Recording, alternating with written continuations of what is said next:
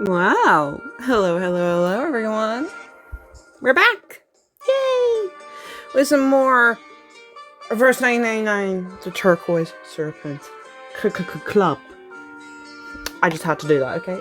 Leave me alone. Anyways. Yay! We're in double digits, which is very exciting, guys, because that means we only have, like, 10 parts left. I'm saying that like I know for certain how many parts this has. I don't really, but you know what? We're going into this. Right. Let's get into this. Part 11. Scream. We've got chaos, deceit, thrills, and arcanus. Everything you could ask for.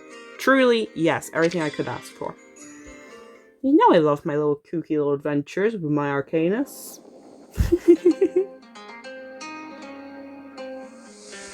No, I was supposed to do that. I need to do that real quick. There you go. I fixed it. Okay. The reluctant detective strains to recall every detail amid the chaos. The murderer's gotta be somewhere in the auction house. That's the only way they could control their arcane skills so exactly. Oh yeah, for anyone who isn't caught up or who didn't watch last episode, the ending of the last episode, I'm just gonna rehash here. Basically, we're in the auction. The auction is going weird. Pretty lady found out that the Mr. Perez is actually a group of mice, so she's interrogating them. Ramona and Loggerhead are here. They talk to a lady. The lady's very, very sad. And she drowned without any water. Yeah. So now we're like, oh shit, she was murdered. How the hell did they kill her? That's essentially what's going on here. That's essentially what's happened so far. Golly, you don't mean to say that the murderer's somewhere in this room? Her reels skip in shock, nearly coming out of place. The ritual might have been set ahead of time.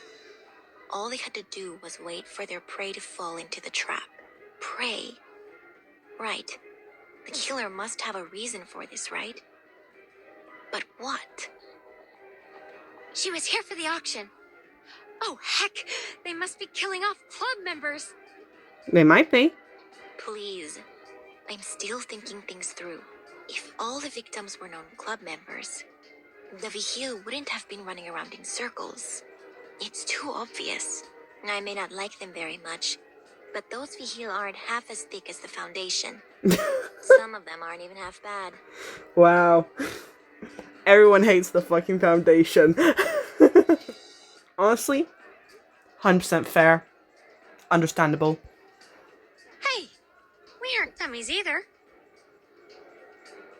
Her protest isn't noted as Ramona carries on. But there's one more question that's gotta be answered. What is this ritual exactly?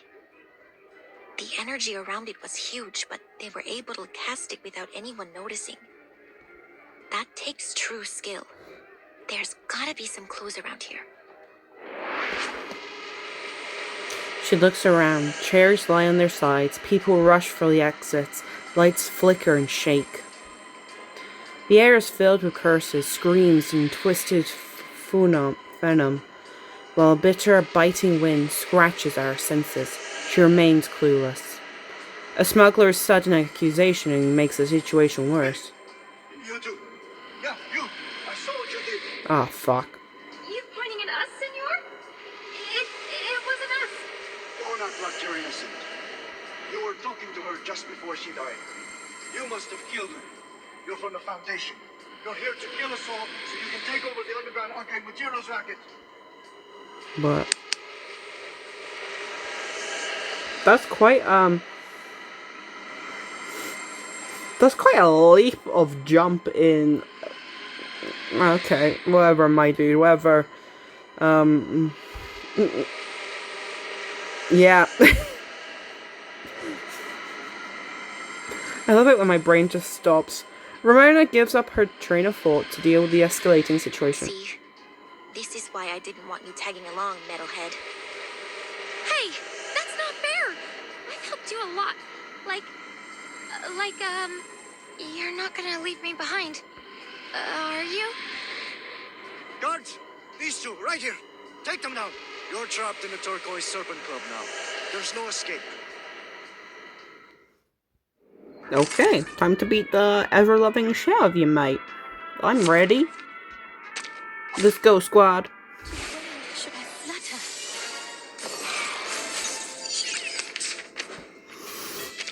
Oh, God.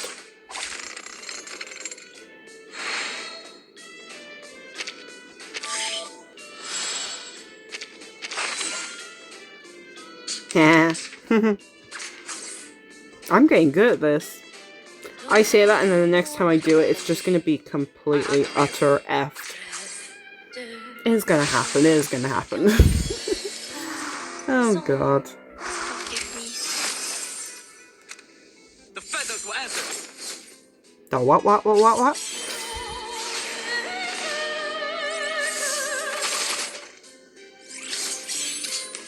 Oh, damn, you didn't kill him. Do not think with me.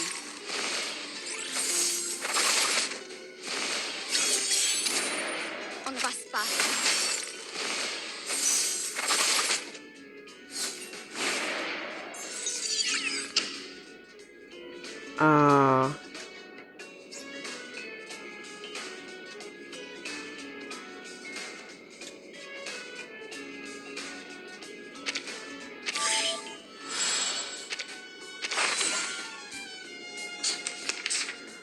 I just noticed that there's 12. I just noticed a little 12 in the corner. Oh, they're so nice to me. Give me plenty of ammunition to beat up fuckers. Yeah, let's do this. We'll do that. And we'll... I Yeah. have the rear. This ends now.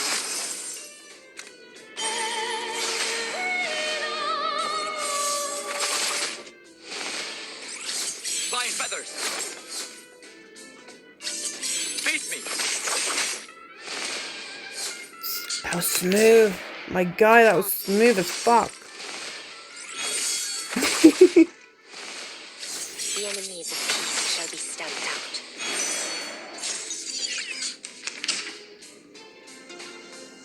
Invert. Yeah, just ally. Thank you. You know what? We're gonna have fun here. Giving for peace long forgotten. Swift as an arrow. We don't usually see our ultimates, so let's have some fun. Mais des restes une peace.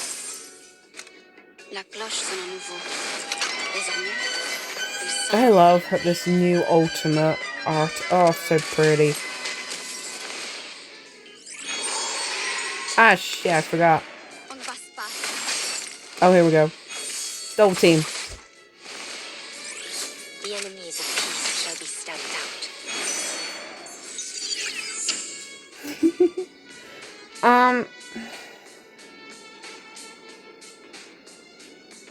Okay. Skip one. And we're gonna give that to the enemy.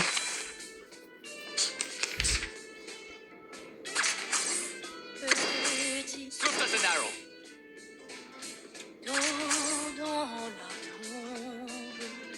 Feel like making some new pointy tooth friends. Ooh. I don't think I've seen her ultimate with this. I must have. Can't remember doing so. And she takes all the fun away. Yeah! Vampires don't just thirst for blood, we crave victory too. We truly do. We truly do.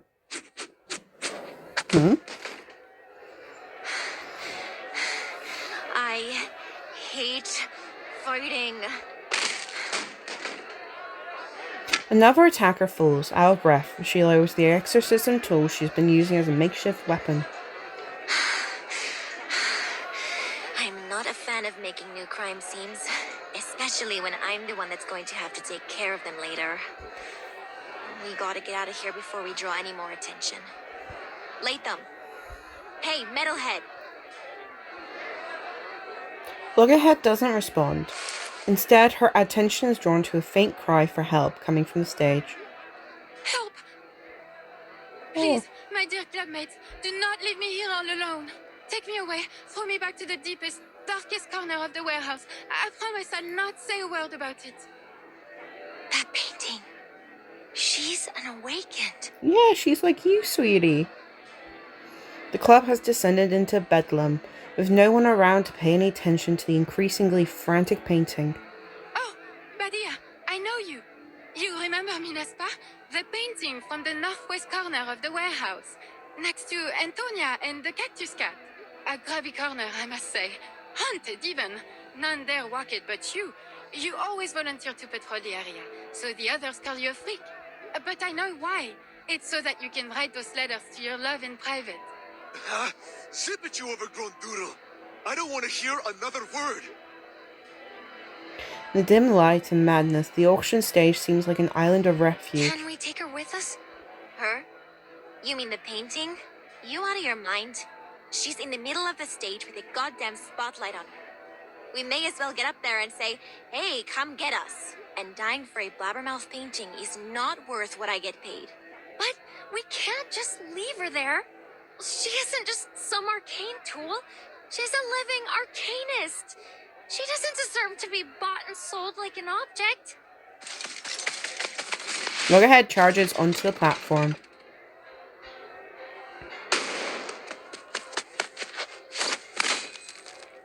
A gunshot rings out. A bullet skims across her metallic body. Holy shit! Desvío pneumático. Ramona, don't worry about me. I'm an awakened, so they can't hurt me so easily. At least, not with normal bullets. Huh. Guess I forgot it for a second. Like I forgot how impulsive you can be. At least tell me you've got a plan. What are you gonna do next? I'll cover you. Oh, hey! We're like those partners in the detective movies. Focus, Latham. You're a seasoned Foundation employee, an outstanding senior member of the Arcanum Containment Department. I grabbed a load of arcane tools before I left. I've got to have something useful. My reels, film developer, critter recon potion, recording plant, infinitely looping drugstore receipt, Encyclopedia of Mexico, seasoning packets, hand-cranked rechargeable battery. Infinitely looping drugstore receipt is crazy. You're made of steel. The hell you need seasoning packets for? Just how much crap did you bring with you? Invisible cloak, crystal file, sextant, kangaroo foam number 5 fire extinguisher. Ah, here it is. Thank goodness the receptionist lady turned down my request to check the discs. Flustered, she pulls the teleport disc from her pocket, thinks of a destination. Teleport! Where are we going? Someone just shows. They disappear all at once from the scene, leaving the club in an uproar. Diablos! They escaped. And they took that painting with them.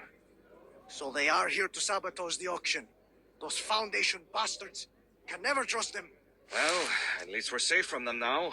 Still, seems like it's time to leave. Or is the auction still on? Are you letting us leave or not, Senor Perez? Have you lost it? This auction's a disaster. A joke, I tell you. I intend to have a long talk with Senor Perez after this. I can't stay here any longer.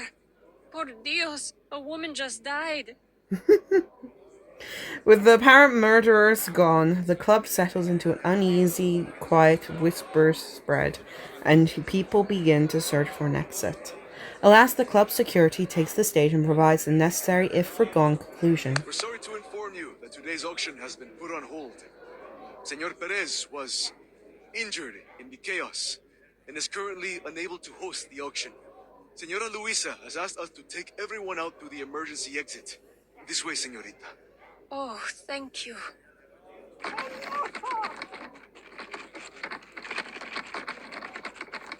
That's crazy! The frightened guest presses down her case to muffle the alarmed squeaks coming from inside. Oh, that's crazy. I love it. Noise. I'm allergic allergic to the glow of arcane skills, so I always carry some fresh mandrake with me.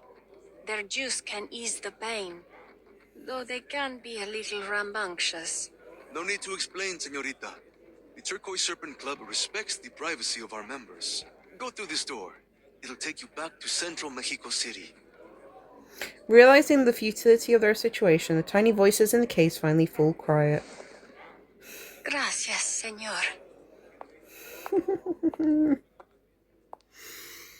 Ah, you gotta love her. You gotta love her. Speaking of loving her. Yeah. No. 3 completely different characters, though. That's great. That's actually really good. By my standards, that's really good. I'm usually shit. What we got going on here? Mushroom.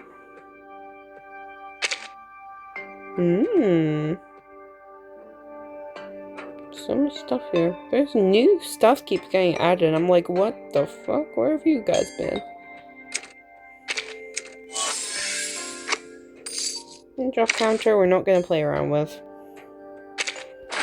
Let's do some single pulls. See if we can get anything from here. Good day. Morning.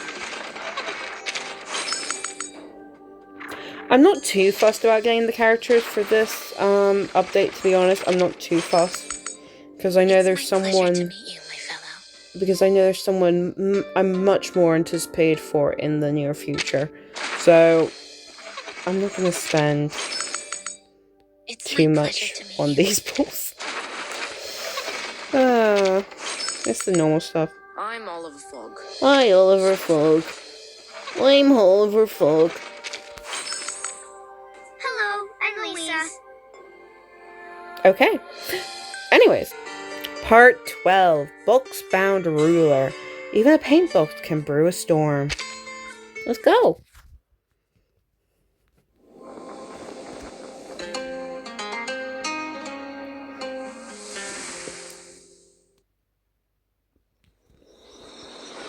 Performers and audience members leave one by one. The wild night falls back into silence. Under the dark sky, a person carrying secrets takes a careful, winding path before knocking on the side of a courtyard gate. I've come as requested, Senorita Butterfly. I ensured I wasn't followed by any... I have cameras set up. I would have known if you were. Shut up and get me. She's like, mate, shut the fuck up. I know you fine. Come in. Ooh, pretty. Abandoned room. It's actually quite nice. We've been waiting here for an hour. We? Mr. Perez. We have company. Your employer, in fact. Allow me to introduce you to Senor Perez, the mysterious mastermind behind the Turquoise Serpent Club. She smiles and opens the battered pigment case in front of her. The mice, waiting for this moment, lunge out in a desperate attack against their kidnapper. This is our chance, mis hijos! Kill the bipedal monster! Kill the bipedal monster! Oh, we're actually fighting mice. Okay. At the ready.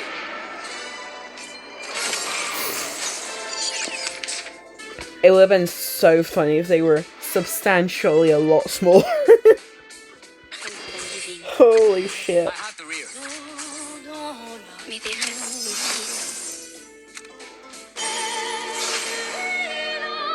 The feathers will answer.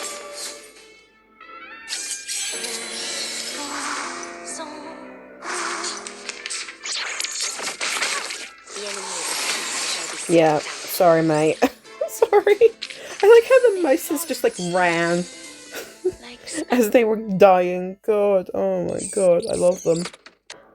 The pointless fight ends. Bruised and battered, the little mice are tossed back into the case. Ugh, kitty claws! Just who the hell are you, biped? Did Cruz send you? Oh, I get it now. You're with Miguel, aren't you? He's bent out of shape about the auction. Thinks I'm stepping on his block.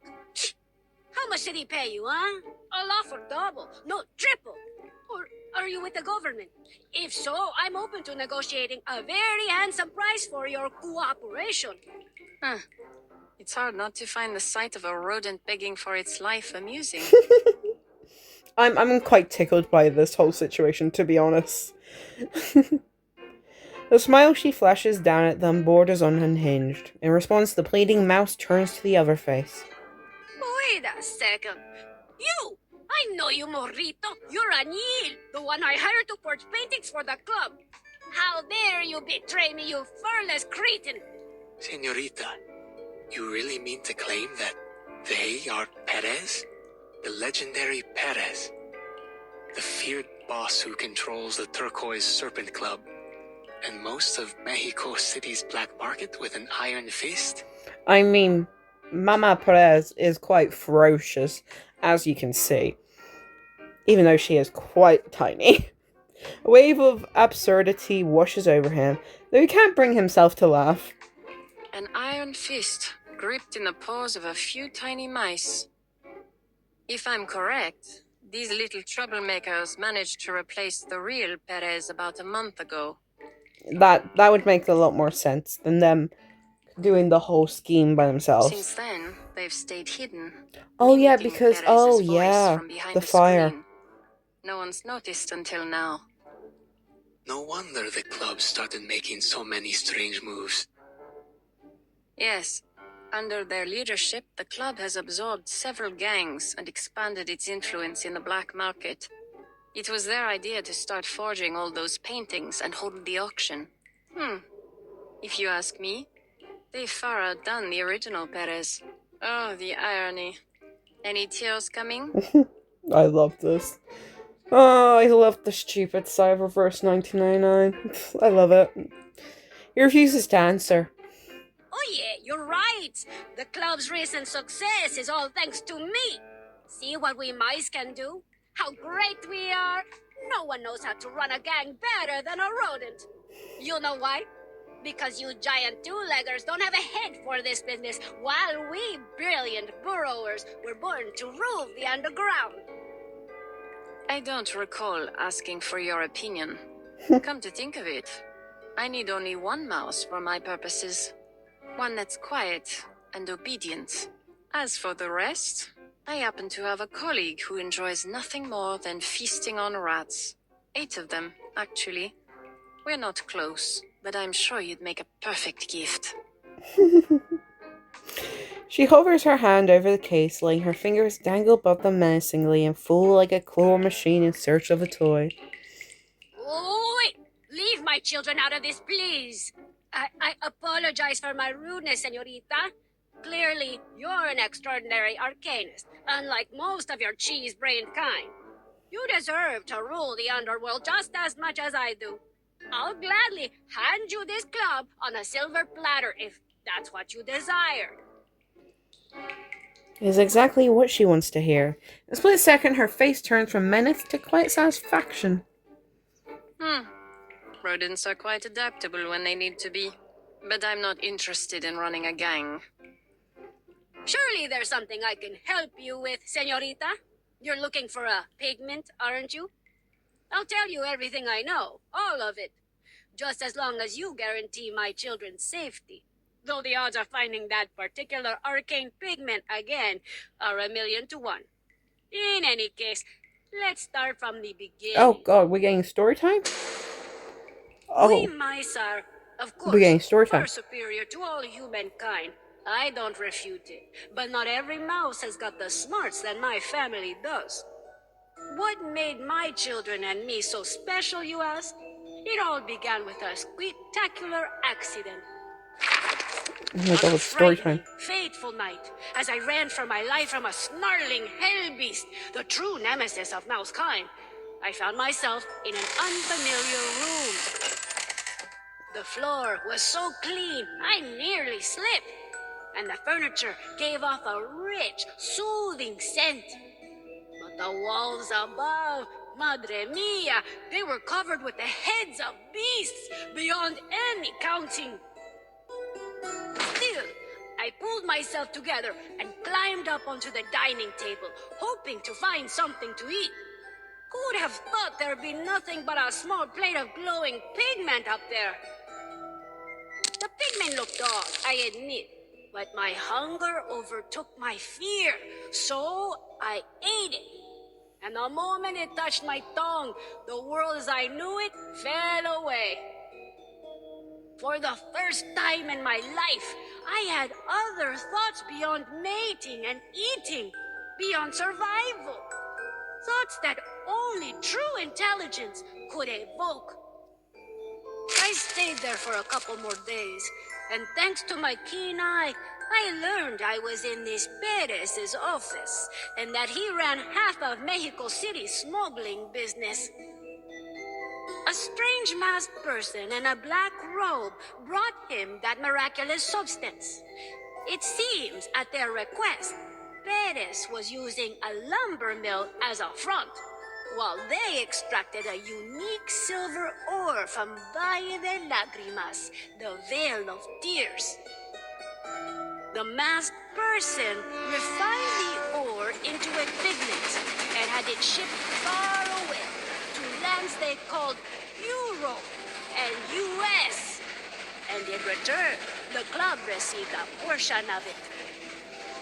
To get my hands on the pigment and Perez's smuggling business on the side, I staged a coup. We replaced him without even breaking a sweat.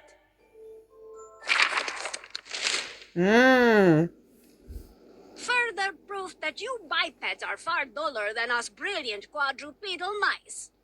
Everything was going smoothly, and we had a steady supply of pigment. Until that masked stranger up and vanished, taking the secret to its creation with them. I turned the city upside down, trying to track them down. I thought no one could hide themselves from me. But they did. Poof! Gone without a trace, like they never even existed. The little mouse finishes with an excited flourish.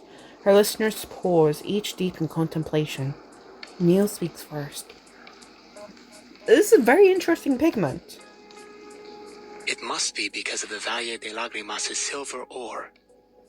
I've heard of it before. The locals called the place Fauces Devora Hombres. Every miner who ventured into its tunnels never returned. In the 18th century, there was a massive mine collapse. No one's managed to find any silver there since. Rumor is the silver they found there shimmers with an extraordinary glow and is highly malleable. Two qualities that make it an exceptionally rare alchemical material. But I've never heard of it being made into a pigment, let alone it being used to grant mice intelligence. As I'm sure you've noticed, señorita, my children, they no longer speak as I do. It seems the intelligence granted by the pigment must be maintained through regular consumption. Without it, they've turned back into ordinary mice, one after the other. The young mice stare up at their mother with blank faces, frightened but unaware. The same tragedy will befall me soon. I can feel it, whether in a month or a matter of weeks. No, I won't let that happen. That explains your recent desperation. Rushing the auction, expanding your smuggling operation, all in search of a substitute for this arcane pigment. But your efforts were in vain. How sad. Oh yes, señorita. You think rubbing salt in a victim's wound is fun? It is one of my hobbies. I'm not surprised by that. So, Manus Vindicte must have last appeared about a month ago. She puts it together quickly. All of this must have happened shortly after the storm reset the era to the 1920s. Manus Vindicte arrived already aware of the hidden mine that had yet to be discovered during this period, with the alchemical knowledge necessary to refine its bounty into the very mineral pigment that she had been searching for. The institutum researcher weighs her next move. I will help you, but you need to tell me the exact identities of every Manus member who's dealt with the club. Well, It's not that I don't want to tell you, but even I, the ever-resourceful Perez, know little about them. I doubt you'll be able to smoke them out either. Still doubtful, but very much cowed with fear, she takes out a list and hands it over. Calvaire, Richard Lenoir, Ledru Rollin, Digger! Fitzwilliam, Terra, Diggers. Just aliases, not their real names. Deliberately cryptic aliases at that. Freakish bipeds. They came to the city discreetly, disguised as tourists, journalists, or some harmless arcane society members. They never stayed long. Once a batch of pigment was ready, they vanished soon after. I even asked a friend in the government to help track them down, but they couldn't find any trace of them. Rand's butterfly scans through the names, searching for a glimmer of recognition. Fitzwilliam. Where else have I seen that name? Besides Pride and Prejudice. Oh? It's William. That fellow claimed to be a cultural journalist who came to the city to write reports about local festivals. He isn't just good with a pen, though. He's a skilled smuggler. So skilled, in fact, that his slippery fingers also made off with quite a few valuables from my club. Ah, yes, that report. It seems likely that to get the foreign diplomat to agree to the interview, he offered him something from the club as a gift. Our Mr. Darcy has already left the city, but the diplomat will stay until the end of the festival. The key to everything lies in that gift. The gift? Why bother with that? Isn't the pigment what we're really after? Or do you mean the diplomat is a menace number 2? Is the gift itself the pigment? Once we find the answer to one, we'll uncover the answer to the other. If you're sure we're on the right track, I'll do all I can to help you out. Our grand operation to retake the pigment will start at sunrise tomorrow. No, make that now. What are you waiting for? Free me so I can gather my men and... You're not going anywhere, Senor Perez. The correction comes with a cold smile. You won't be part of this operation. And don't even dream about freedom until I get my hands on the pigment. Better pray I solve this before you lose the last of your wits like your kids. No! You can't do this to me, you two-legged demon! She lowers the lid of the pigment case down, slowly yet firm, until their cries become muffled squeaks once more. Then she flips the latch down. She walks to the window to take in the last moments of the night. A dry night wind blows through the city as the day dawns on the Day of the Dead. The mask of menace she had worn throughout her interrogation is gone entirely. All that's left is a woman staring out a window, content but unsmiling. You seem confident, Senorita Butterfly. You've already found some critical clues pointing to things beyond this pigment, haven't you? Yes, something that connects all the murders, and a soon-to-be victim, alive for the time being. Increíble. You pieced it all together from just a single glance at that list? But shouldn't you do something right away? You might still be able to save them. In response, she passes him the list dryly over her shoulder. Save them? Why would I do that? Don't bother trying to figure me out. Wastes both our time. The murders, the vigile, the gangs, and this whole underground world mean nothing to me. This drama will draw its curtain tomorrow. Dia de los Fieles Difuntos, when the city's residents welcome back their departed faithful. Interrupting such a heartfelt occasion would just be cruel, don't you think? No. I'll infiltrate the diplomat's mansion tomorrow night and attend the festival myself. Though I guarantee you won't be able to find me in the crowd. When the killer strikes and the audience screams, I'll be sitting in the best seat in the house. Guys, look at her! Oh, this is very nice. Oh. Oh. And prove, as always, that my deductions are flawless. Yes, ma'am. I think I see your reasoning now, Senorita Butterfly. The large device she carries makes an audible hum, only noticeable in the silence between them. Pardon me for asking, but what is this device you're carrying about? A demonic scale-based additive manufacturing machine, powered by tens of thousands of arcane scales operating simultaneously. I've never seen such technology. In layman's terms, you might think of it as a kind of automatic arcane printer for physical items. But it's merely a prop for tomorrow night's performance. An ornate letter engraved on its casing catches his eye. M. The initial of your name, isn't it, Senorita?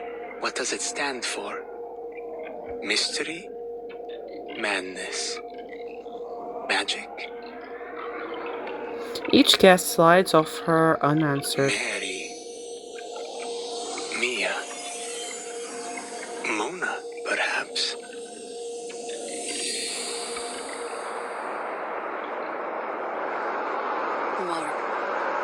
Margaret. Marguerite. Marguerite.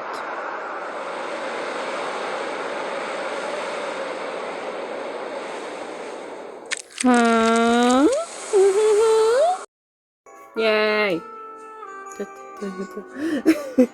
I'm not the only one who's like sort of kind of obsessed with Iconic by mistake. If no one gets that, it's K-pop. It's K-pop news, okay? Leave me alone. I'm a baby K-pop fan. Anyways, let's get straight into this. Part 13, A Code of Silence. Yeah, just joking. This is very story heavy. We've got no fighting this one. Ooh. Hello.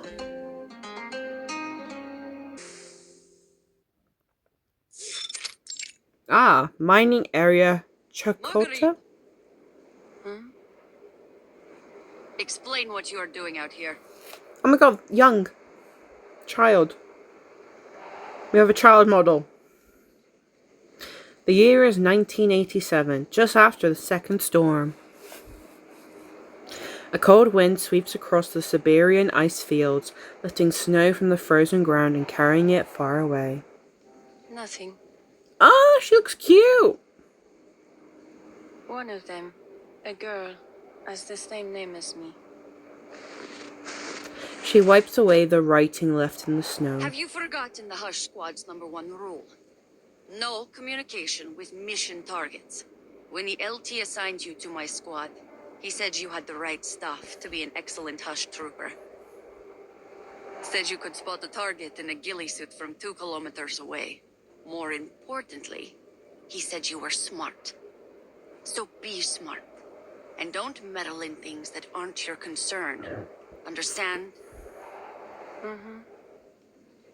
Break's over. Let's move. Marguerite lifts her rifle and trudges behind her commander until a blistering wind. At last they arrive at a transport vehicle. What's going on? Why aren't we moving? It's the engine. Not even our warming incantation can manage against this cold. We might have to stop and spend the night here. The subordinate reports, shivering. Unacceptable! We're still at least 3 days from the Loop Laboratories relay station. We can't afford to lose another. We have to get these transfers done on schedule, or there's no guarantee we'll have enough time to take shelter when the storm hits. I can't believe we're getting like a backstory this early into the story. I say that as if I'm not recording the third part, the third video of this event story. But still, It's weird. It's weird. I don't know. There's something that feels different about this backstory. Okay, leave me alone. But I think the deserters need some time to rest as well. Most of them have fallen ill. If Damn. we keep going like this, they might not make it to the destination. I think they could use some sleep and proper medication. Ah. That is above your pay grade, Trooper. We were ordered to transfer these deserters, dead or alive. The commander snaps at her before she can finish. Marguerite, go fix the engine. I'll contact command to confirm the location of our nearest post. I want this convoy burning rubber by the end of the hour. Understood? Yes, ma'am. Ooh.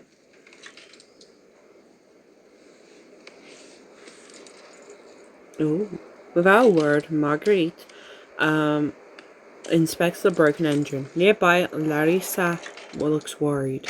Ooh, look at these. Look at this.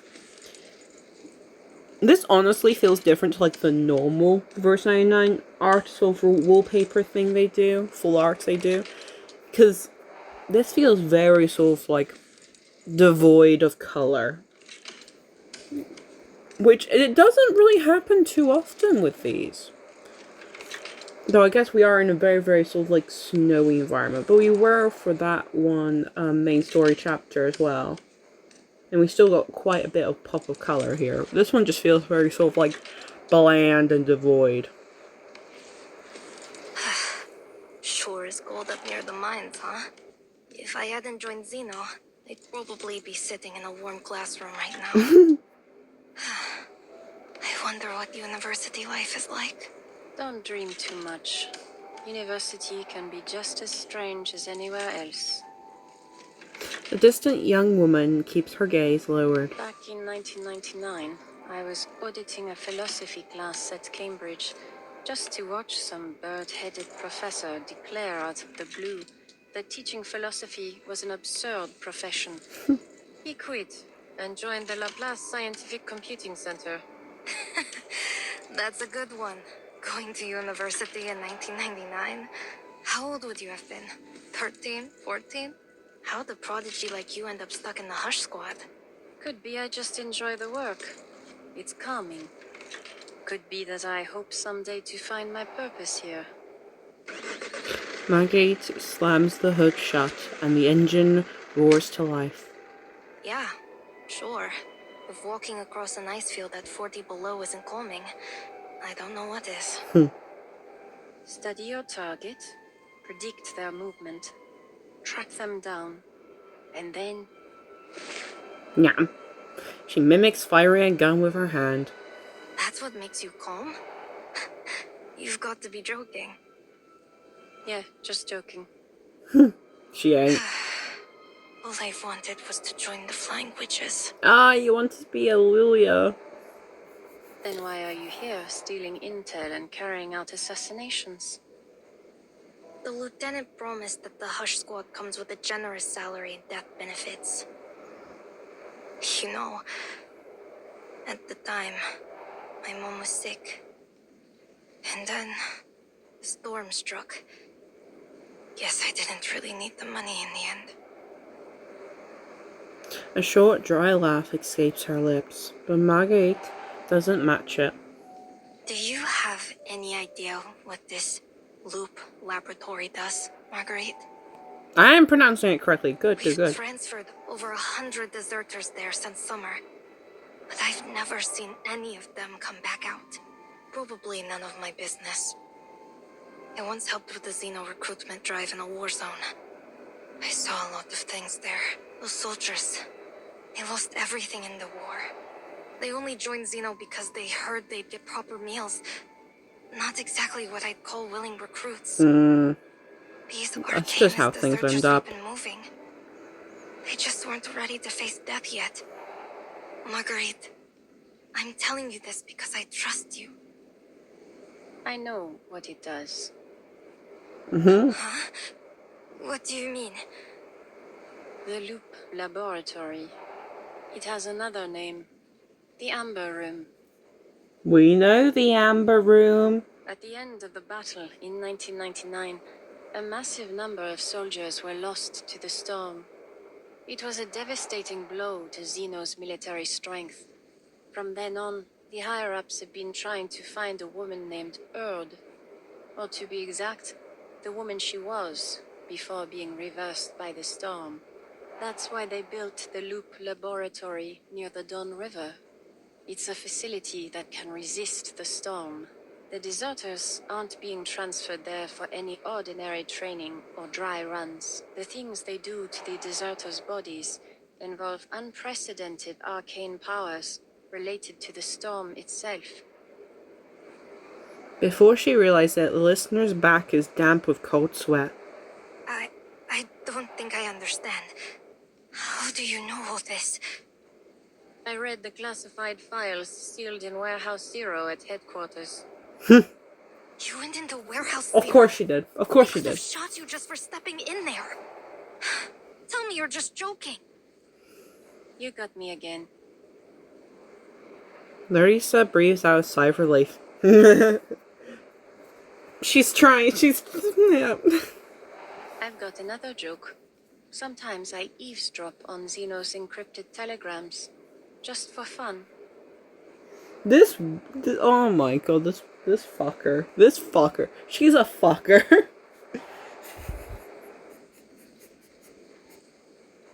Boundaries, what are those? The problem is, the encryption patterns are so repetitive that cracking them's become boring. I love her. I honestly can't tell which of your jokes is more disturbing. Oh my god, I have to love her. Branches have been bending over backwards to look for the original copies of the Tome of Mercury and the Path to Truth. But to find their owners, the famous Cavendish family of alchemists, we'll need the storm to take us further back in time. Meanwhile, a squad from the Buenos Aires branch has been searching for a rare arcane metal, likely a special silver ore from Mexico's Vale of Tears. And the Egypt branch has sent raw lion tails and sacred scarab wings to the Loop Laboratory in droves. Larissa searches for some clear meaning to what she's hearing. But what does all this mean? What are they trying to achieve? I'm not sure, but one thing's for certain.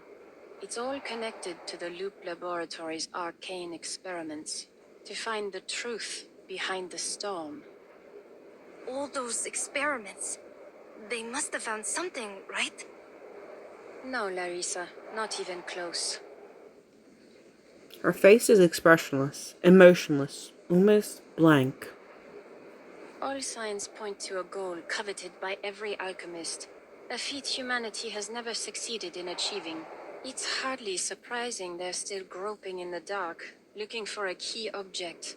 A step, or more likely, a person. And these so-called deserters? Fodder. Even if they survive the experiments, they'll just be thrown out to face the next storm. No way. I probably shouldn't ask, Marguerite, but what did you mean by so cold? Margarita seizes on the question, reading her comrade's nerves with her eyes. You've guessed already, haven't you? Yes. What? What are you trying to say? That these poor wretches are anything but deserters. Apparently, they were unfortunate enough to meet the experiment criteria, so Xeno fabricated their desertion charges and had them sent to the laboratory. So, you know the truth. What are you going to do? She has her on the edge, precisely where she wants her to be, but it isn't quite enough yet to push her over. I don't know. I need some time to think. In any case, I think I'll take some time to give the deserters... I'll give them some medication so they can at least survive the journey there. I know you won't stop me, Marguerite.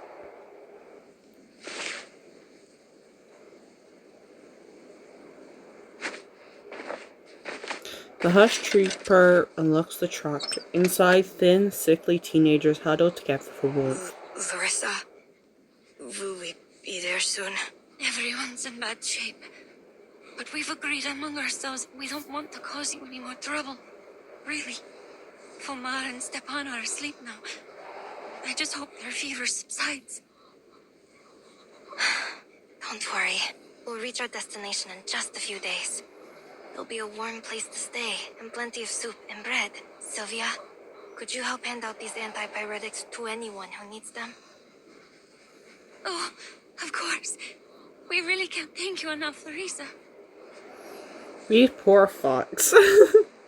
Footsteps crunch behind her, carried by the whipping wind. All right, we just made contact with the Foundation's Far East branch and...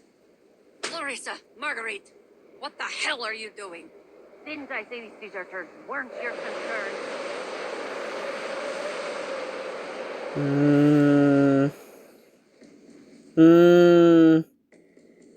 Oh!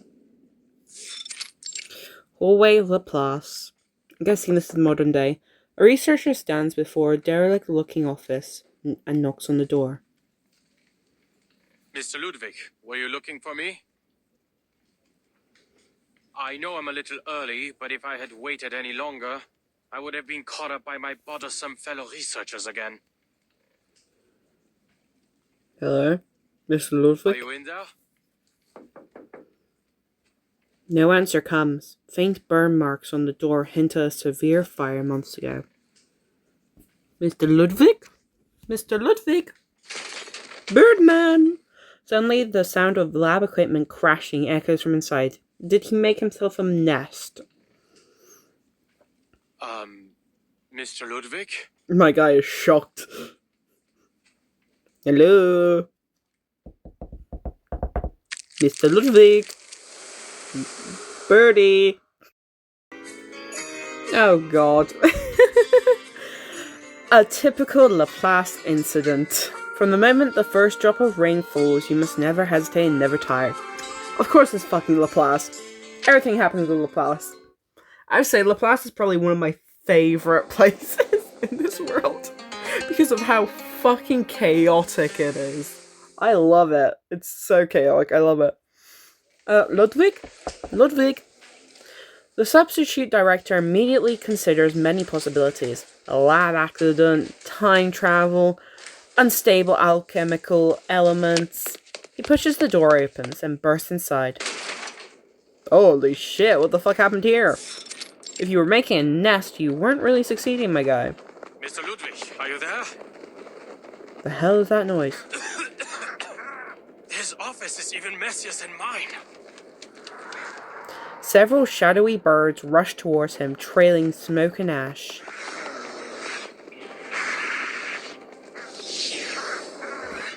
Oh my god, he has bird children.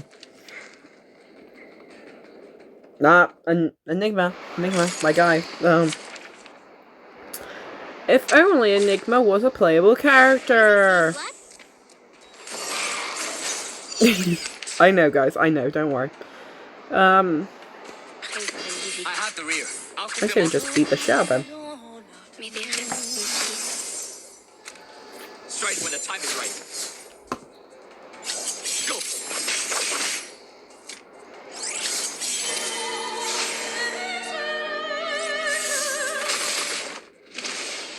Perfect. Yeah! Vampires don't just... Yeah. Seelentausch. Oh. He's here. He's alive. An incantation is cast. The raven familiars lose their arcane connection, fading into mist and disappearing from the clustered office. Was zum... Großartig. Meine Kollegen haben mich nun endgültig in den Wahnsinn getrieben. Hat ja lange genug gedauert. Aber was zur Hölle geht hier vor? Ich habe Ihnen gesagt, dass der ganze Laden nach dem Brand komplett renoviert werden muss. Aber natürlich hat niemand auf mich gehört. Entschuldigung, Herr Adler. Während meiner Forschung zur Urlaubssprache hat meine Seele meinen Körper für eine Weile verlassen. Eine durchaus spirituelle Erfahrung, muss ich sagen. Seitdem hat sich meine Seele angewöhnt, völlig zufällig in meinen Familiar überzuspringen. Wie Sie sich vorstellen können, ist das gewöhnungsbedürftig. Und es bringt die Erinnerung ziemlich durcheinander. Diesmal ist es passiert, während ich gerade Akten sortiert habe. Besorgniserregend, gelinde gesagt.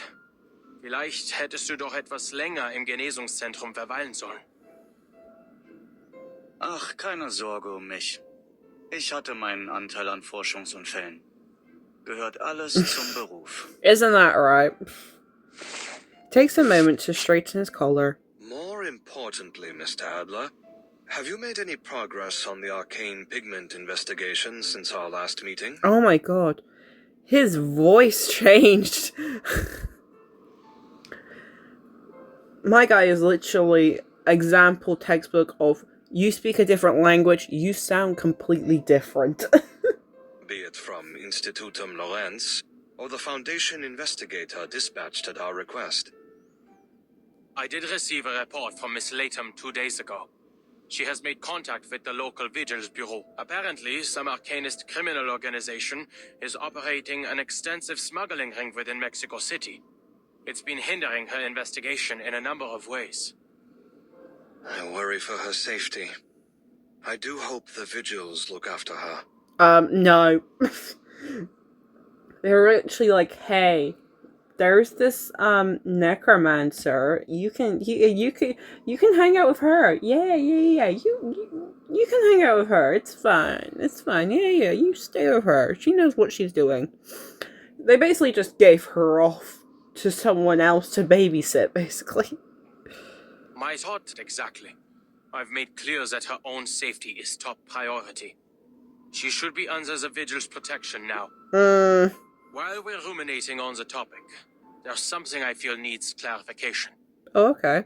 I had thought the pigment investigation was a request from the staff committee, but you're the only member who has shown any interest in its progress.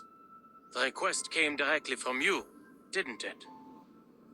Well deduced, Mr. Adler.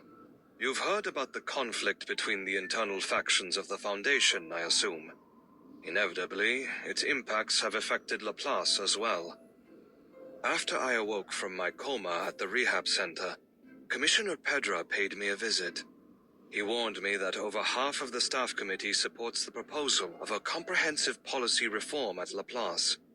Should it pass, Laplace may lose its independence and become a full subsidiary of the Foundation. No! Let Laplace be its chaotic self. Leave it alone. He asked me to join the staff committee and oppose this policy reform. I agreed. Ach so.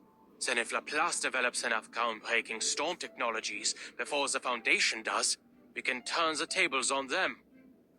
Indeed, it would give us better leverage, if nothing else. Okay, so Xeno and Foundation have a rocky relationship now due to traitorous actions of a certain big dog from Xeno. And so Xeno and Foundation aren't really on the best of terms right now. Foundation is literally suffocating Xeno. And now the Foundation is looking to Laplace and wanting to get them under complete control. And Laplace, being its chaotic gremlin self, is like, fuck no. But we don't have much time. Fucking hell, Foundation. Their hawks are gaining support from more commissioners as we speak. For now, all I can do is delay the proposal's review process. Typical politics. Yeah. You once led the Plesetsk branch, Mr. Ludwig. And as I am sure you can see, I have never been one for matters of politics or leadership. I was only appointed to maximize the chance of preserving and continuing Director Lucy's research. That is to say, is there any chance we could bring Director Lucy back to Laplace? Lucy. I don't like Lucy, but okay, Lucy. Whether possible or not, our first step in either case will be to stop this policy reform. If Miss Latham's investigation yields no significant progress soon, All we can do is wait for good news from Lorentz Butterfly. I'm confident she'll bring us something. She's always been one step ahead. She's You sound certainly quite at the certain of her. moment. But we know nothing about this Lorentz Butterfly, aside from a few unorthodox papers and provocative letters. The bird-headed scientist chooses to remain silent, but the cryptic response proves a poor choice when dealing with an expert cryptologist. Wait a minute. Unmöglich. You know who Lorentz Butterfly is, don't you? It was the year of 1999. At the time, I was a visiting professor at Cambridge University. There was a student in my class. Fuck's sake! For her exceptionally young age. Oh my god, you're the bird! The staff told me she wasn't an enrolled student. She simply came every week to attend my lecture. I had intended to recommend her for admission. But, of course, the storm disrupted everything. I ended up leaving Cambridge and joining Laplace myself. My guy left Cambridge University and joined fucking Laplace. God damn. After the I second wish. storm, I paid the university a visit and saw that young lady again. Are you saying she survived multiple storms on her own? Yes. Though she didn't share the details, I could tell she was hiding a secret or running from some serious danger. She had an exceptional gift for the sciences. Naturally, I invited her to join Laplace. But from what little we know of her, she's dangerous. I trust you would not mistake me for an idealist, Mr. Adler. Dangerous as she may be, we need her help, especially in times like these. That said, should she become completely out of control, I hope to be her one and only victim. Ooh. You have done little to reassure me, Mr. Ludwig. Aber vielleicht hast du recht. Wir müssen jeden Preis weitermachen. Alle sind so verbissen entschlossen. Es wird Zeit, dass auch ich die Kraft aufbringe. I will continue to monitor Miss Latham's progress.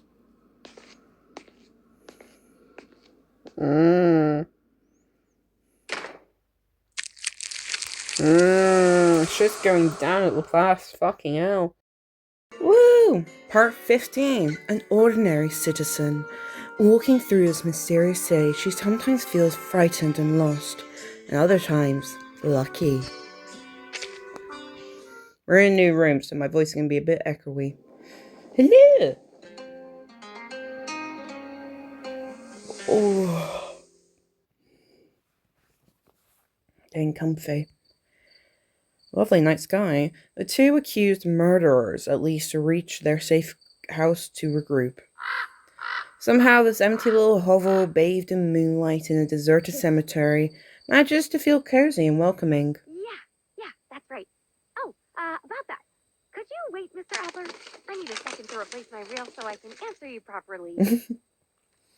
Loggerhead speaks into her communicator. Beside her, Ramona sets down their fellow escapee and begins carefully cleaning her of the dirt and dusty footprints she had gathered in the fight. Oh, your technique is most delicate, mademoiselle. Were you once a professional art restorer? Or a collector, perhaps? No, none of that. I can't say I've got much experience with art. I just expel arcane energy from crime scenes. They got the picture. Is that so? Well, you should know that I happen to be carrying quite a number of murder weapons and a few corpses within me. Okay. Ah, we did it! The three of us made it out of the Serpent's den in one piece. Smile at my camera and say cheese! Yay! Hey, you know what? This reminds me of the Three Musketeers. We're just like them. Oh, if only I could keep investigating with you guys. If only. You got other plans? Ah, she's got other jobs to do. Ramona notices the uncertainty in Loggerhead's voice. No, nothing like that. It's just that I don't think I can continue my investigation anytime soon. You see, I need to replace some components in my head, else I could suffer a continuous memory loss. The components were supposed to last longer than this. You've had an exciting couple of days, girly. Did yeah. they get you? I was sure I deflected that bullet. Yeah, you did! You saved my life! But you never can tell when a gear will foul up. Ugh. Of course, the mishap that tops my list of most unfortunate malfunctions had to happen now. The bright side is, we've confirmed the club's involvement in the murders, and knowing you, Miss Ramona, I'm sure you can solve... Hey, this isn't on me. It's on them. I reported our findings to the Vigil Bureau after we got out of there. She has neglected to mention that they took something from said auction. Of They'll course. send their agents to raid We the took an club awaken. and run Perez into the ground. I'd bet on it. I'm not sure how I let myself get roped into this mess in the first place. Well, you were assisting. I'm so sorry. You're right, I shouldn't have assumed you were some lone wolf hell-bent on protecting the city. Yeah, you got it right. I clear out arcane energy, not criminals. She tries to put on a brave face to appear calm and detached from the situation. But she can't help looking over to Loggerhead with concern. You two stay here for now. Place should be safe from the club's goons. Safe and free at last. I simply couldn't ask for more. Thank you so very much for dragging me out of that torturous place. I have to ask. Her name is Lady by the Lake, but where's the lake? I see a lady. I don't really see a lake. I see handprints. Blue handprints. That's Manus, but... This might sound a little forward, but might you possibly find me somewhere to be hung up? Somewhere pleasant, please? Well, we're in a cemetery, so, pleasant isn't really the thing you're gonna get. Oh, how I long for a place to call home. Preferably among fellow arcanists, though I certainly wouldn't say no to such a lovely cemetery either. Okay, she doesn't care. Good. Ramona's just like, do I have to live with you? Lady in Pain makes her point clear. Miss Ramona, you'll not be disappointed by my services, I assure you. I can hide all manner of wicked secrets within my frame, for example. Manus Benedicte forced me to swallow all sorts of rubbish in France, only to be smuggled across the Atlantic and thrown into the darkest corner of the Turquoise Serpent Club. The memories torment me still. Loggerhead! Oh, which reminds me, though I was used as a dumping ground by the Manus, if I search carefully, I could still find something useful, even valuable. A moment, if you will. Allow me to find you a suitable gift. Do you have, pigments that are sort of like drugs? She tips over and spills out a pile of strange knickknacks and outright junk. Ah, this is a miraculous mirror I received at a market in Paris. Look into it, and you'll see a beard fit to measure sitting right upon your face. A dream come true for a bare-faced beard wisher. Okay. This little conch isn't half bad either. A sailor, drunk as a skunk I might add, threw it at me when I was stranded on the Mediterranean coast. The music it creates could rival a siren's song, I tell you, though it does carry the faint whiff of that sailor's rummy breath. She's a hoarder. Understandable. Seeing Ramona's expression darken, Loggerhead signals for the painting to stop her sales pitch. Oh, painting lady! I just thought of the perfect place for you. The Timekeeper's suitcase. It's clean and always bright and has a huge backyard called the Wilderness to boot. More importantly, you'll meet all kinds of wonderful people there. Yay! Ooh la la! A chance for rebirth sent straight from the heavens. I can hardly wait. I'll ask the Timekeeper about it once I get back to the Foundation. Ramona gives them both a knowing look, attempting to reel the two awakened back to the situation at hand. Suddenly, she senses movement outside. Footsteps approach from just beyond the cemetery gate. You just couldn't leave me and the spirits here alone, huh? Forgive the intrusion, Senorita Ramona. Might I have a moment of your time? And Neil is fucking everywhere. I'm getting suspicious of my man here. He's very so pretty and cute, but he's fucking everywhere. And that's making me a bit sus about him. Sure. I still love If him you though. don't mind standing. Don't have any drinks to offer either. Living with the dead usually means peace and quiet. Not so much tonight. No, you got two lovely friends. She leads the visitor aside. Nearby, the two awaken to lean in to listen. You and your friend certainly made your presence known at the auction. I hear every gang in the city is trying to sniff you out. Signora Luisa even put a bounty of 50,000 charpadantes on your heads. Oh, damn. As nice as it is for you to come here and tell me I'm a wanted woman, I doubt those goons can find me someplace. And clearly you're not here on their behalf either. Correct. I'm here to... He stops himself, then shifts the topic. I just wanted to ask you something. You attended the auction to investigate the serial murders, see? Were you able to track down the culprit? You serious? You saw what happened. I was framed for the 6th murder. From now on, smoking out Perez is the Vigil business, not mine. You didn't seriously expect me to catch the bastard, did you? No need to be modest. The Vigil would never have gotten this close were it not for the crucial information you provided. But there's something else. I suspect Senor Perez isn't the true culprit. He takes a deep breath and produces the list he got from Perez. I've been thinking it over all morning. You should see this. I met a young woman. She doesn't work for the Vigil Bureau, nor does she intend to stop the next murder. But she did help me find this list. I dare not fathom what might happen if we don't do something. This could... Last chance for what? Actually, forget it. I got a hunch I won't like what you're gonna say. Ramona accepts the lead, once again thrust into the role of reluctant investigator. Thank you, señorita. You have a kind heart. I wish you every success with your investigation. He's so nice and charming, I love it. As he disappears from view, the others begin to look over his list. Golly! A critical clue delivered right to your doorstep. You really do have influence in this city, Miss Ramona. Hey, painting lady.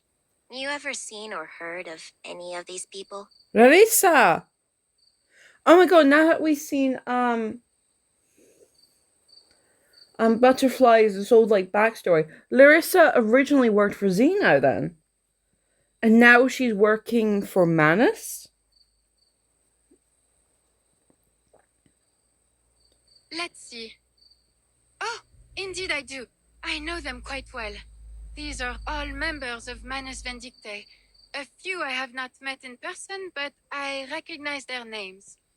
To think I once considered them friends. Ah, what a foolish collection of brushstrokes I am. Though I must admit the days we spent in Paris were among the few truly happy moments in my life. Ramona clears her throat, attempting to steer the lady away from over a long trip down memory lane. This list shows the Menace members responsible for smuggling pigment and coordinating with the club. So, if we find them, we find the arcane pigment. Let's do it! Woo! Settle down, Latham. See the timestamps here? Their last smuggling run was a while ago. Yeah, you don't know where they are now. For all we know, they've already skipped out of Mexico entirely. Then again, why would Anil give me this list? Perez isn't our guy. What did I miss? Is the answer somewhere on this list?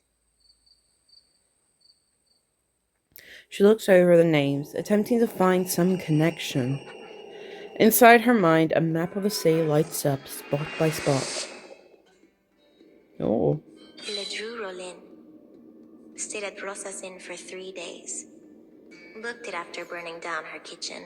Rosa asked me to track him down using my ancestral psychic ability. Pretty disappointed when I remember him.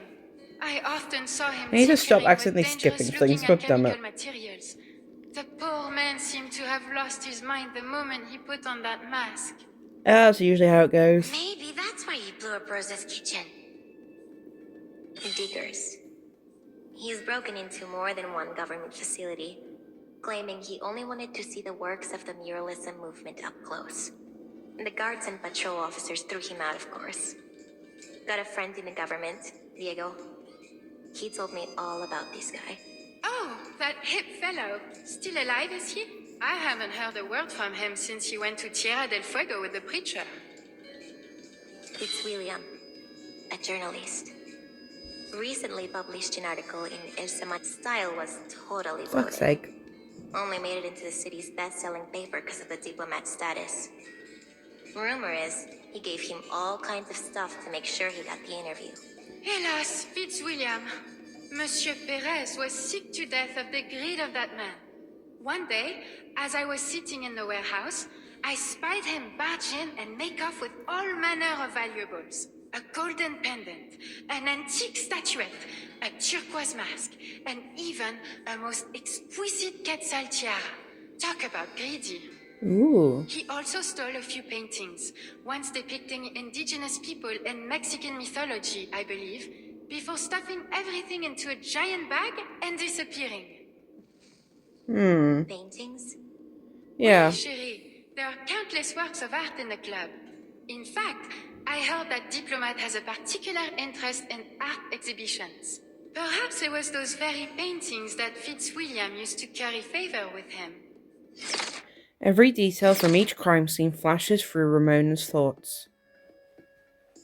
Then it clicks into place. The pictures, once fuzzy, become clear. How could I not see it? The key to solving these killings isn't in the Turquoise Serpent Club. Whatever do you mean? The first murder, a vagrant drowned next to a pile of trash out in the desert. Case was freaky. Got passed to the Vigil Bureau because of it. The second, a businessman drowns before falling into his own vivarium, only to be shredded to pieces by his own critters. Oh, damn. The third collapsed in a bustling plaza. The fourth in a monastery. The fifth in an apartment. No link found between any of them, except for the way they died. It was right in front of me the whole time. In the junkyard, in the monastery's office, and on the plaza's wall. Latham, you remember that scorched strip of cloth we found at the fifth crime scene? Yeah, I remember. The one with 3 symbols on it, right? It's the logo of the Turquoise Serpent Club. That's what led us to the auction.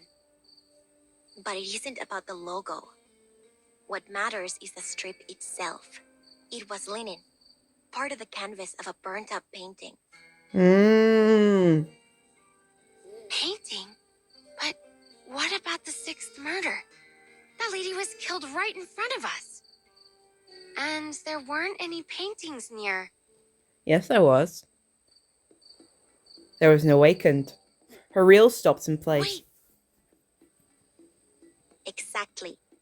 A painting was being auctioned off at the time. We should have seen it sooner. It all makes sense. Every single one of the crime scenes had a painting near it. The key to solving the case is in the paintings. Then, what Fitzwilliam brought to the diplomat would be... We need to warn him. He's at a party near Senora Juarez's family ofrenda, a businesswoman. If we move fast, we might still be able to get to him before the killer does. Roger that, partner. Operation Save the Day is a go. Is a go. Let's go. Even with a solid lead on the means and the killer's next target, Ramona can't shake the feeling that something is still missing. No, Latham. You're injured. You should stay here with the lady. But lone wolves in the movies almost always meet a tragic end. I can't let a friend get into trouble by themselves. Neither can I. Yeah, Lathan, you do need to change your stuff. Huh? Wait, you mean I'm your Friend! friend too? Loggerhead's got another friend. Ramona fights against responding with a smile by diving into her thoughts. But something's still fishy. All these victims, Diplomat included, look familiar to me. But why? Where else have I seen them? Besides the newspapers and reports. And more importantly, why me? Why am I the one who found all these clues, huh? Just because I was at the scene? Because I know the city like the back of my hand? Or because I happen to be a descendant of a famous psychic family? Don't make me laugh. No, this isn't a coincidence. It can't be. Ramona heads towards the street without hesitation. Ramona! Hold on! Shit, she's going. Loggerhead limping, can't keep up. God damn it, Ramona. God damn it. Okay, it's the last part of this episode, part 16. After this, guys, I will officially start recording the last episode for this event story. Okay, let's get to it. I didn't even read it, god damn it. Part 16. What is it? Path of the Dead. And we're fighting this one as well, so whoo! It's gonna be interesting. Ooh, festives! Family of Frenda. The night is made hazy with the smoke of an uncountable number of candles. The ofrenda holds food and drinks, marigolds glow in vivid colors, pictures and paintings of the dead smile down on living. Damas y caballeros, it is my I'm gonna put the great volume honor up a bit. to join you in celebrating Dia de los Fieles Difuntos on this fabulous evening. Ah, you must be Senor Mac from the United States. How are you enjoying your stay in Mexico City? Just as I promised, is it not? Mighty fine indeed. Thanks again for your invitation, ma'am. I have to say, I've been eager to meet you in person. What a strong accent. I think I'm falling in love with this city already. Well, the party's only just begun. Many more truly unprecedented experiences await. Believe me. An unexpected visitor appears at the entrance. Well, look who it is. A pleasant surprise indeed. Who is it? I thought you weren't coming, Senora New. I knew. Buenas noches, Senora Juarez. Man is fucking everywhere. For your beautiful restoration of the murals on my family's tomb. I do so hope you enjoy yourself tonight. Oh. I'm sure I will. Thank you for your kind invitation, Senora. He walks towards the brilliantly decorated ofrenda, his grim face pressure clashing with the joyful atmosphere. This is the issue in recording in this room. The vehicle's outside. This was a mistake. For her and for me. We're joining the celebration. Senorita Ramona is nowhere to be seen. Perhaps she isn't coming. No, she'll show her face. She's sure to recognize the significance of that list. And Senorita Butterfly must be hidden somewhere nearby. Taking her seat for the drama, no doubt. She would have, yeah. That sounds like Butterfly. Oh. The place falls silent. A deep official voice speaks over the microphone. I would like to foreign express diplomat. my thanks to Mrs. Juarez for kindly hosting us tonight. Here in Mexico City, I have been able to witness and feel the beauty of your culture. The Dia de los Muertos celebration has shown me the extraordinary way in which the Mexican people remember, celebrate, and reunite with their departed loved ones. and I have truly been moved by it. Now, please join me in raising a toast to all those past and to all who yet live. Let the party begin. Woo! Guests laugh and toast, raising their glasses in a show of respect to the diplomat. Yet, as the attendees sip their drinks and cheer, someone approaches and whispers to the diplomat. The glasses have not even lowered before the two of them step away from view.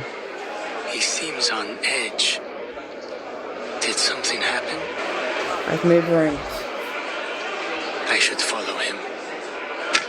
Maybe. But his motion is cut off by another arrival. Ramona! You didn't say you'd be here. I couldn't help but worry about you after I gave you that list. Huh. You can't even protect yourself. Why are you worrying about anyone else? Get out of here before the killer makes a move. Place is crowded.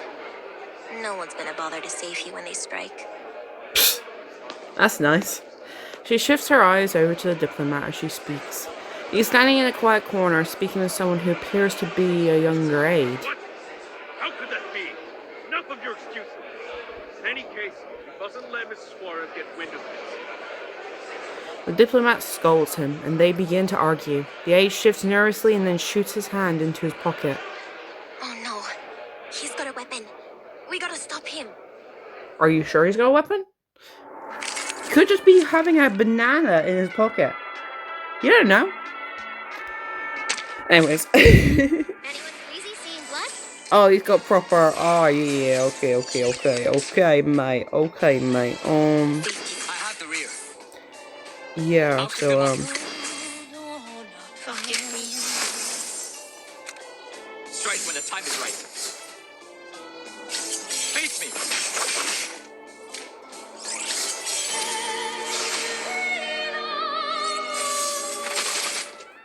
Mwah. Beautiful. Return to your position. Beautiful. The thought-to-be assailant falls to the ground. He lifts his hand from his pocket, revealing nothing more than festive candy likely taken from an offender far too soon. Told you. You're overreacting. You? Think you could go around roughing up my men? Who are you? Some local gangsters? Senor, listen. You're in serious danger. He was gonna assassinate you. No, he had candy on him. What nonsense are you spouting? He was just delivering a report. It's the painting I gave Mrs. Suarez. Apparently, the color has faded in one spot. My assistant was only asking me to check it over. Oh. A painting from the Turquoise Serpent Club? Where is it? You need to give it to me now.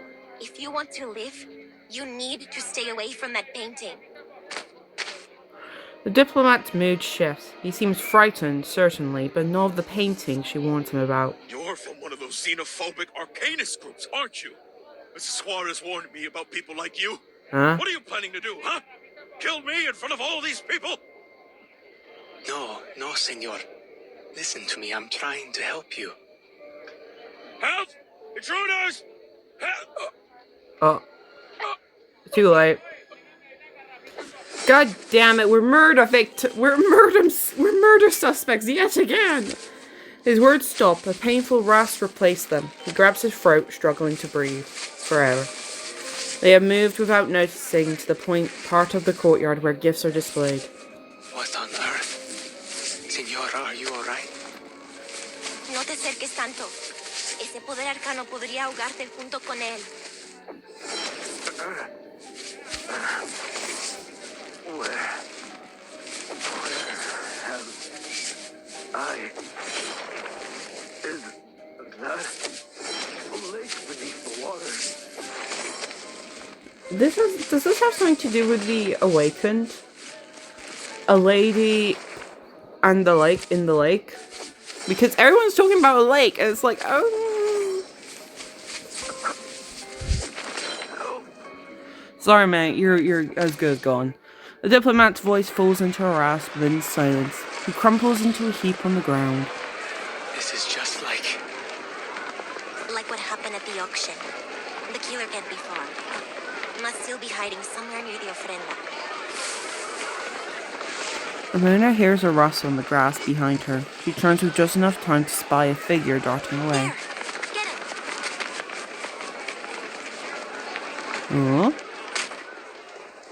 Oh, pretty. The city street is crowded with people celebrating. The ruckus mood and shifting mass of people obscure sight in every direction. They have lost sight of their culprit. Maldita sea.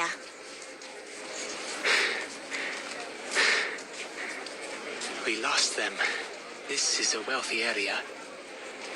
The mansions on this street must have guards at their entrances. We can ask them if they saw anyone suspicious. No time for that. The paintings are the key to the killer's MO. But what else am I missing? The diplomat already had the painting for a while before the party. That journalist must have given it to him a few days ago. So why'd the killer wait so long?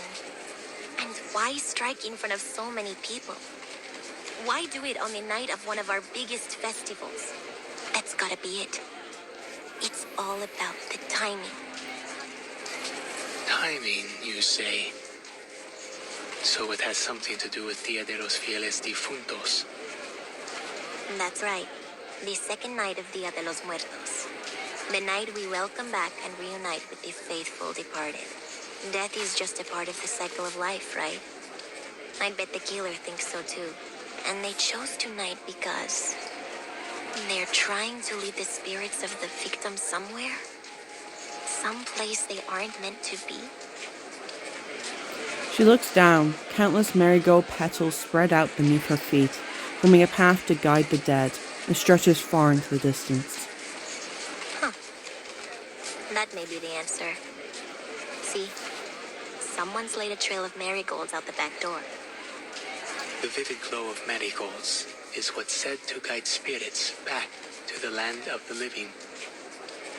They want us to follow this path, huh? Fine. Then let's go.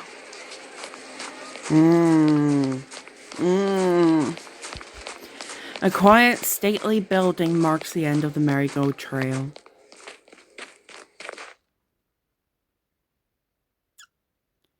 You're kidding. Oh. Of all the places. It's the cemetery, isn't it? Well, we won't know until the next episode, guys. So next week will be the last episode on this event story. And then we'll be getting into July. And something's already been kind of announced for July, which,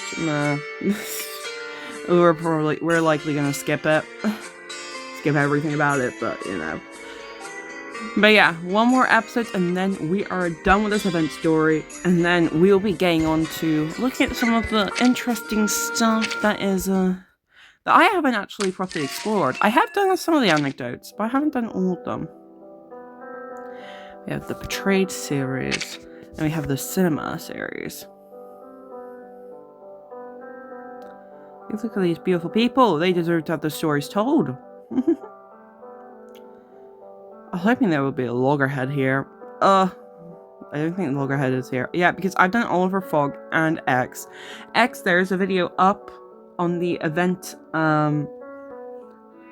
playlist. I have done X's anecdote on video. It is up on my events extra playlist. But we are going to go through some of these soon enough. So it's going to be fun. Gonna explore some characters. Digger, I don't know shit about him, so we are gonna definitely explore that guy. But yeah, until next week, guys, when we finish this event story, hope to see you guys there. Goodbye.